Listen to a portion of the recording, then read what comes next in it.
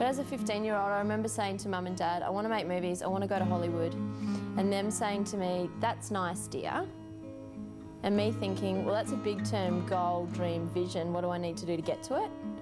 And the school I went to didn't have film and media, so I found a school that did.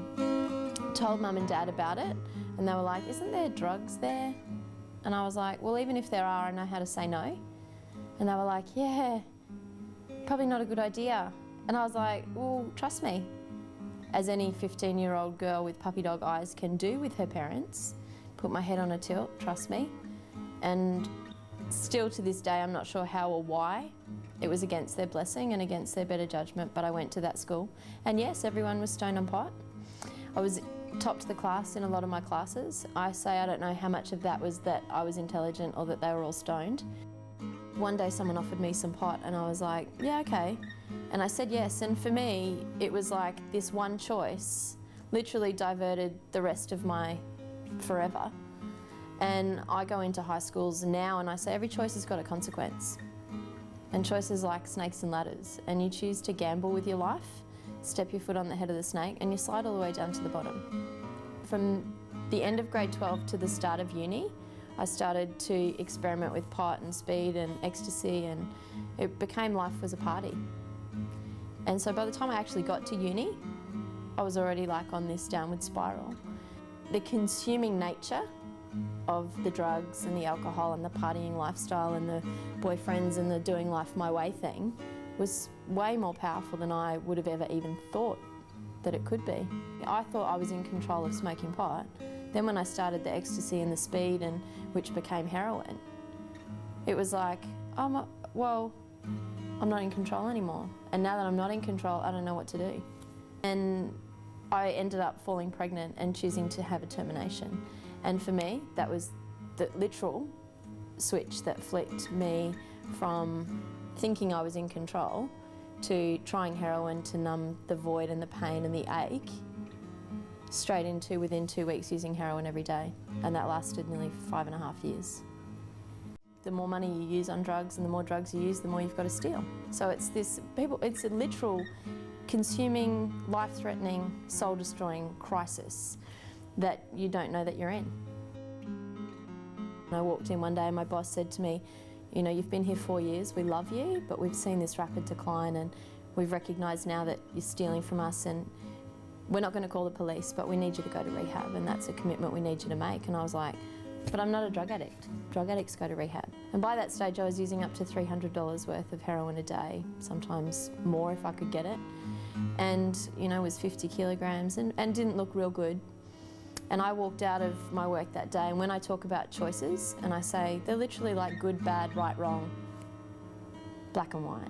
I walked out and I thought to myself, I can either do what he's asked me to do and do the right thing and go to rehab.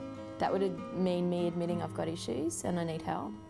Or I can do whatever it takes to get more money, to get more drugs. And that night I started work as a prostitute in a brothel, working on the streets, selling my body and my soul to strangers for money to buy heroin. I did that every night for 12 months. And I say to people it was the most soul-destroying 12 months of my life. It's not like Pretty Woman. I have young girls that say to me, 12 months is not very long. And I say 12 seconds is too long. Because I'm worth more than that, and I'm worthy of more respect than that. Self-respect and respect from others anyway. So getting ready for work one night, there was a knock at the door and it was my mum.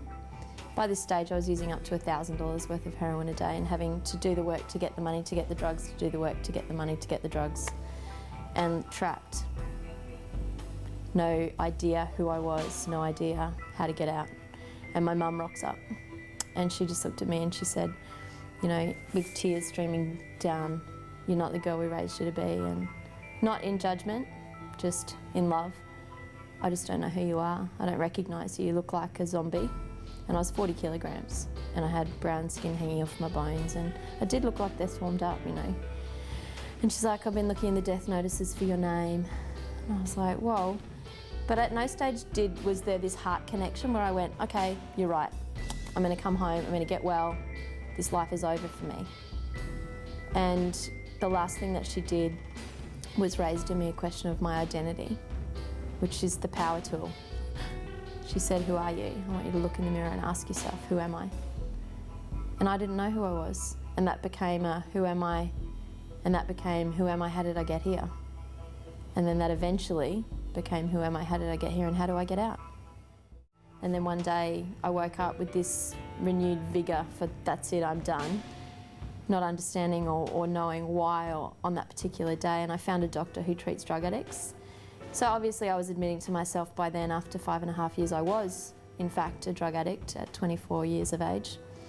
And went and saw this guy, and I sat in his office and I'm like, you know, woe is me, and I've got this and this and this issue.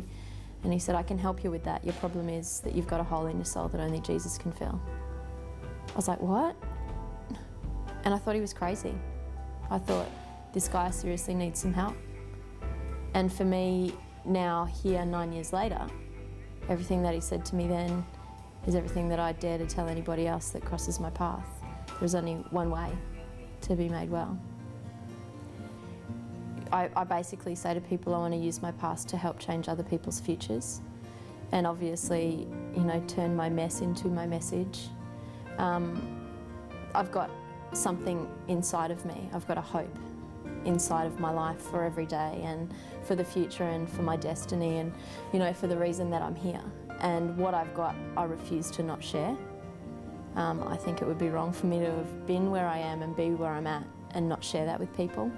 So I work with co-founded an organisation and run this little pioneer ministry called Hope Foundation, and we basically come alongside the women that I used to be. So every day is spent believing in and loving and speaking words of life and love and worth over drug addicts and prostitutes who are trapped at some stage in the journey. And for me, it makes my whole life make sense. And I go into high schools with this every choice has a consequence message, and I go into high schools and I just say to them, look, I'm not sharing my story to give glory to the gory bits. I'm sharing the gory bits so you can understand the glory of God that comes at the other end. Having said that, I don't want you to think, well, she's 33 now and she's cool and she's got it all together and it's happening for her. So I'll just do the drugs and then I'll find Jesus and then I'll be cool. It's hell. And not everyone survives. And people ask me, you know, how many of your friends are still alive? I'm like, I don't know. I don't know.